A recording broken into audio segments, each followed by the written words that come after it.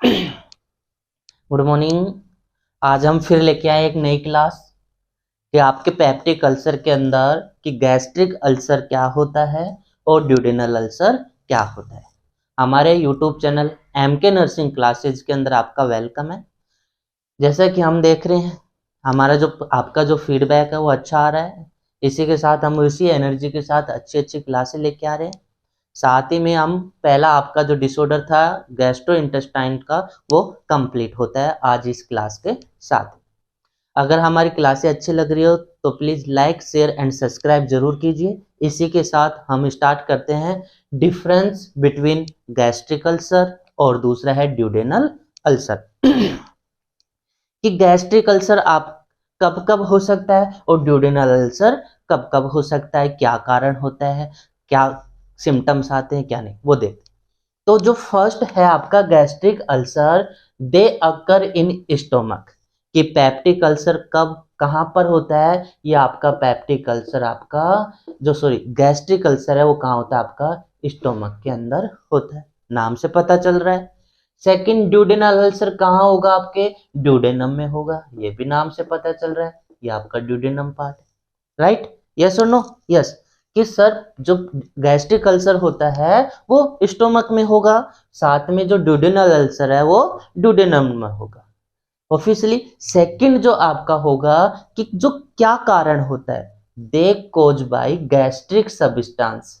हमने देखा first class में, सेकंड क्लास में कि आपके जो गैस्ट्रिक सब्सटेंस कौन कौन से होते हैं, जैसे आपका टी हो गया, कॉफी हो गई, स्पाइसी फूड हो गए, ड्रग हो गई, एनएसएआईडी ड्रग हो गई, ये सब क्या है, सब्सटेंस, गैस्ट्रिक सब्सटेंस जो क्या कर रही थी, ये आपके पैराइटल सेल को स्टिमुलेट कर रही थी, जिसकी वजह से क्या हो रहा था, एचसीएल का प्रोडक्शन इंक्रीज हो रहा था। राइट। सेकंड देखते हैं ड्यूडेनल अल्सर के अंदर कि ड्यूडेनल अल्सर सर किसकी वजह से होता है, कि सर ये वेगस नर्व के स्टिमुलेशन की वजह से होता है। किसकी वजह से, वेगस नर्व के स्टिमुलेशन की वजह से होता है। कि जो वेगस नर्व स्टिमुलेट होगी तो ये पैराइटल सेल को भी स्टिमुलेट करेगी और एचसीएल का प्रोडक्शन हो जाएगा। राइट, यस और नो? यस। थर्ड नंबर का है आपका कि जो आपका गैस्ट्रिक अल्सर होता है उसमें पेन किधर होता है। हम देखते हैं डायग्राम के अंदर कि आपका ये स्टोमक होता है, ये आपका ड्यूडेनम होता है इस प्रकार। तो हम देखें ये वाला, ये आपका लेफ्ट गैस्ट्रिक हो गया, लेफ्ट एपिगैस्ट्रिक, और ये आपका राइट एपिगैस्ट्रिक। तो पता चल रहा है कि स्टोमक सर लेफ्ट साइड होता है, इसलिए इसमें जो पेन होगा कहाँ पे होगा, लेफ्ट एपिगैस्ट्रिक रीजन में होगा। लेकिन सर जो ड्यूडेनम होता है वो किस साइड में होता है, सर राइट साइड में होता है, इसलिए जो आपका पेन होगा वो राइट एपिगैस्ट्रिक रीजन में होगा। थर्ड डिफरेंस क्या हुआ कि सर जो गैस्ट्रिक अल्सर होता है वो लेफ्ट साइड पेन होता है, लेकिन ड्यूडेनल अल्सर के अंदर आपके राइट साइड में पेन होगा। बिकॉज क्यों, क्योंकि यह जो आपका स्टोमक लेफ्ट साइड में है और ड्यूडेनल आपकी राइट साइड में होता है। फोर्थ नंबर का देखिए कि जब गैस्ट्रिक अल्सर होगा तो आपको जो नोजिया होता है वो कॉमन होता है। क्यों, क्योंकि जब स्टोमक में होगा तो ये आपका जो नोजिया का मतलब होता है जी मचलाना, इस प्रकार से आपको कॉमन देखने को मिलेगा। लेकिन आपके ड्यूडेनल अल्सर में ऐसा नहीं होता है। फिफ्थ नंबर का कि ओमिटिंग विद ब्लड। सर जो आप गैस्ट्रिक अल्सर है उस गैस्ट्रिक अल्सर के अंदर क्या होगा कि आपकी जो ओमिटिंग होती है किसके साथ आएगी, ब्लड के साथ में आएगी। इसको एक टर्मिनोलॉजी बोलते हैं, अगर पता हो तो कमेंट में लिख के बताओ कि अगर ब्लड के साथ में अगर वोमिटिंग आती है तो कौन सी होगी, ये आपके लिए है। अगर नहीं पता तो हमारी फर्स्ट क्लास में हमने बताया था कि इसमें क्या होता है, साइन सिम्टम में, वो क्लास में जाइए वहां पे देखिए।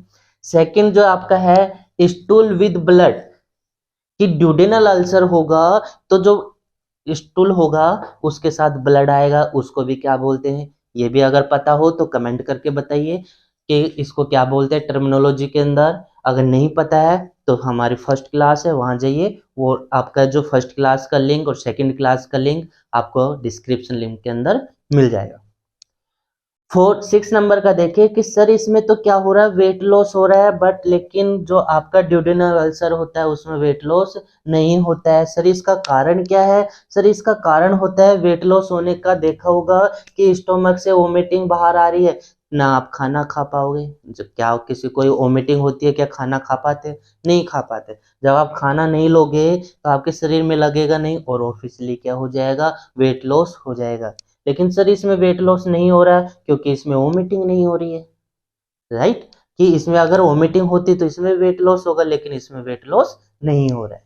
बात करें 7 नंबर का कि सर इसमें जो पेन होता है वो स्टार्ट होता है जस्ट टेकिंग आफ्टर फूड, कि जैसे हम खाना खाते हैं, खाना खाते ही आपका पेन क्या हो जाता है, स्टार्ट हो जाता है। क्यों हो जाता है? सर गैस्ट्रिक अल्सर है, कहाँ पर है? स्टोमक में है।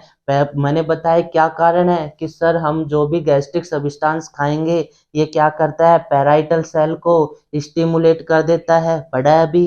पैराइटल सेल स्टिमुलेट होगी तो HCl का प्रोडक्शन बढ़ेगा, और HCl का प्रोडक्शन बढ़ेगा तो ये क्या कोज कर देगा, गैस्ट्रिक अल्सर कोज कर देगा। सर इसके अंदर पेन स्टार्ट होता है 2 to 4 आवर्स के बाद में। ऐसा क्यों? सर देखते हैं कि जो खाना खाते हैं तो जो खाना स्टोमक में ही 30 मिनट तक रहता है, उसके बाद कहाँ जाता है, आपके ड्यूडेनम में जाता है, और ड्यूडेनम में जाने के बाद में पेन होगा, उससे पहले पेन नहीं होता है। तो खाना कम से कम 2 से 4 आवर्स के बाद में ड्यूडेनम में पहुंचता है, तब पेन होता है। अगर खाना खाने के 2 से 4 आवर बाद पेन हो रहा है तो किस प्रकार का होगा, ड्यूडेनल अल्सर होगा, राइट? यस और नो? यस। नेक्स्ट आगे देखते हैं कि pain is present while hungry, जब हम खाली पेट रहते हैं, भूख लगी हुई रहती, सॉरी, जब भूख लगी हुई रहती है तो उस दौरान गैस्ट्रिक अल्सर देखने को मिले। कैसे? सर खाली पेट रहेंगे तो खाली पेट भी क्या करती है, HCl का प्रोडक्शन करती है। जब HCl का प्रोडक्शन होगा तो वापिस आपको पता है कि HCl बढ़ेगा तो क्या होगा, अल्सर कॉज हो जाएगा। लेकिन जब हम खाली पेट रहेंगे तो ड्यूडेनल अल्सर में पेन नहीं होता है। ऐसा क्यों? क्योंकि जब हम खाना नहीं खाएंगे तो आपको पता है कि ये पाइलोरिक स्फिंक्टर होता है, ये क्लोज रहेगा जब तक खाना नहीं खाओगे, और ये क्लोज रहेगा तो HCl आपके ड्यूडेनम में नहीं जाएगा, और ड्यूडेनम में नहीं जाएगा तो आपको पेन भी नहीं होगा। नेक्स्ट देखते हैं कि पेन इज रेगुलर, कि जब गैस्ट्रिक अल्सर होगा तो आपको पेन रेगुलर देखने को मिलेगा। अभी खाना खाया हो गया, फिर कंटिन्यू चल रहा है। लेकिन जब अगर आपका ड्यूडेनल अल्सर है तो उसके अंदर पेन रेगुलर नहीं होता है, क्योंकि कब होगा, जब खाना जाएगा तब जाके पेन होगा, खाना थोड़ी देर बाद चल जाएगा फिर बंद हो जाएगा। तो ये आपके डिफरेंस थे गैस्ट्रिक अल्सर और ड्यूडेनल अल्सर। आशा करता हूँ, आई होप यू, कि आपको क्लास अच्छी समझ में आई होगी। इसी के साथ और इसी के शाम जो भी है हमारा आज का टॉपिक कौन सा, पेप्टिक अल्सर और गैस्ट्रिक और ड्यूडेनल अल्सर तीनों कंप्लीट होते हैं। अगर क्लास अच्छी लगी हो तो हमारे चैनल को लाइक, शेयर एंड सब्सक्राइब जरूर कीजिए। Thank you so much.